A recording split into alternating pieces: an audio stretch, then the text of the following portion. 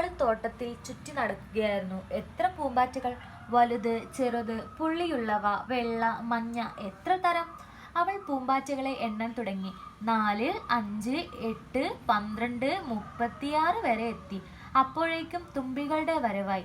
അവൾ എണ്ണാൻ ശ്രമിച്ചു. 1, 2, 3, 19. എന്തിനാണ് അമ്മേ പൂമ്പാറ്റകളും തുമ്പികളും തോട്ടത്തിൽ ചുറ്റുന്നത്? അത് മോൾക്കറിയില്ലേ? ആഹാരം തേടിയാണ് അവ വരുന്നത്. ഈ പൂമ്പാറ്റകൾ പൂവാണോ തിന്നുന്നത്? പൂവല്ല, പൂവിനുള്ളിലെ തേനാണ് അവയ്ക്ക് വേണ്ടത്.